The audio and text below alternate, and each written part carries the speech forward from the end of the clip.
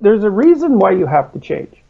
The reason you have to change is because you're suffering unbearably. Yeah. It's as simple as that, is that is the reason you have to change. If your life isn't everything that it could be, then you have to change. It's as simple as that, unless you want to continue the suffering. And so if you want to minimize the suffering and increase the quality of your life, then you want to welcome change through error whenever you can possibly manage it. Because being better is better than being who you are. It's as simple as that. You want to be better than who you are? Do you want to be who you are?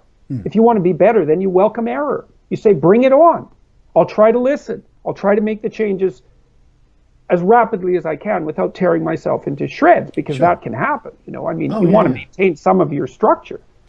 But it's such an optimistic idea that it's the human capacity for eternal transformation that's the antidote to unbearable tragedy. It's like, wow, really? Really? Could that be true? And I'm no optimist, I'll tell you that. I'm no optimist. And so I've looked for optimistic truths that I could actually believe, and I actually believe that one. It's like, you have no idea what, and we know weird things. Here's something, for example. If I take you and put you in a new situation, your brain produces new genes turn on and code for new proteins. Right, okay. It isn't just that you absorb new information from the surroundings and use that information to build yourself. It's that the new demands of the situation actually transform you at the micro level. They turn on, it's like a key has found a new lock. Yeah. And you have no idea how many things inside you could be turned on if you went everywhere you could go. Let me give you an example. This is so cool. This is mind-boggling. When I learned this, it just blew me away.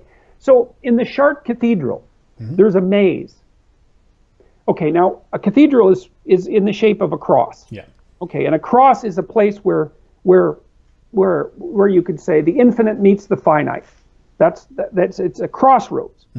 And that's what a human being is, a place where the infinite meets the finite, like a genie. Okay, and the cross is a place of suffering because of the finitude. Okay, so the cathedral's in the shape of a cross, and that's the solar cross as well. That's the place where everything comes together, and it's a place of suffering. So that's why Christ is hung on a cross. Okay, so then the question is, well, what do you do when you find yourself at the place of suffering? And that's the question about what you do in life. Okay, so in the Chartres Cathedral, one answer to that is you go on a pilgrimage to the holy city. You find the center of the world.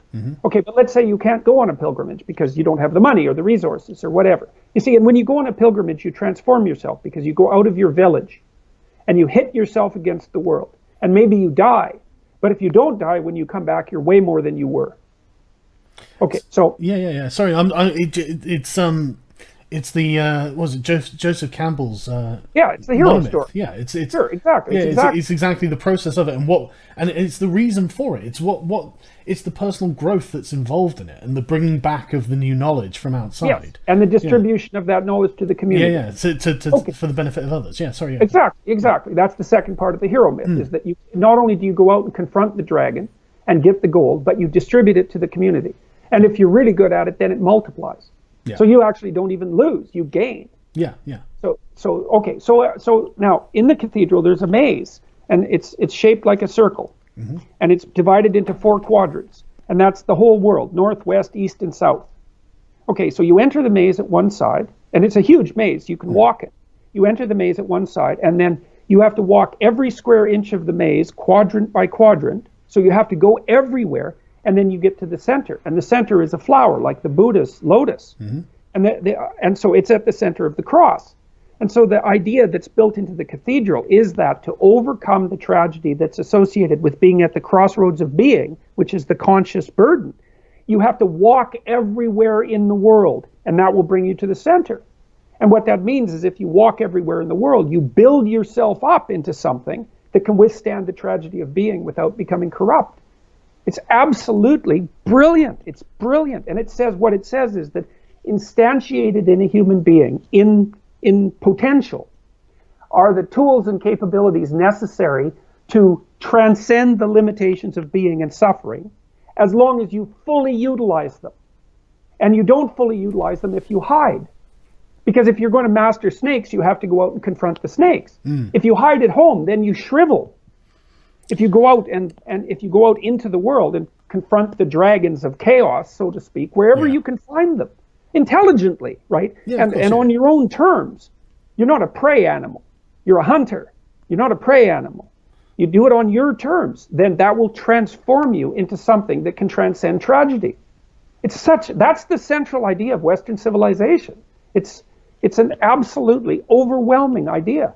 It's also that, and to put yourself at that place is also to put yourself in the place that's between chaos and order, and to speak chaos into order, and to reformulate order when it's been corrupt. It's all the same thing. It's all the stacking of this monomyth. And it's so positive, and people know this. It's like, okay, for example, in psychotherapy, it's not like this is a theory. We know it. If you take someone who's suffering from an anxiety disorder, you do the opposite of formulating for them a safe space. Mm-hmm. You say, okay, well, what are you afraid of that you're avoiding that's getting in your way? And they tell you, I'm really terrified about going in elevators, say. Okay, we say, well, let's take the elevator apart. Obviously, the elevator for you is a tomb of death. Yeah. It's something like that. It's like, okay, well, can you look at an elevator? And that's like looking at the brazen snake that God commanded Moses to. Can you look at an elevator? No.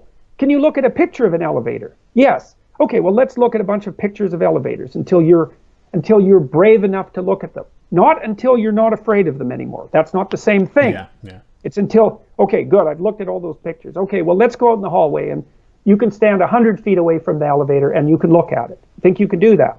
Yeah. So you go out there with the person and you look at the elevator, and then they find out that they can actually look at the elevator, and then you get them 50 feet away. And then you get them 30 feet away. And then for the end session, you say, well, why don't you just touch the elevator doors and we'll call that a day. And they do that and they go home and they think, ha, I'm a lot tougher than I thought I was. They don't think death and the elevator are less frightening. Yeah. They think, hey, there's a lot more to me than I thought. But encouragement is a good one because it means the installation of courage. It's not power, it's courage. And that's what you do with a child, if you have any sense as a parent too, is you encourage them. You don't say, the world isn't dangerous. It's like, are you crazy? The world will kill you. It is dangerous. And there are crazy people out there, and there are monsters everywhere. It's like, make no mistake. And so what do you do about it? You're not an optimist, are you? Well, I'm an optimist in that what I tell, and I told my children this, is like, there are monsters out there, but you are a monster too. Do not underestimate yourself. So you can go out there amongst the monsters of the world and prevail. And some of those monsters will then become your friend.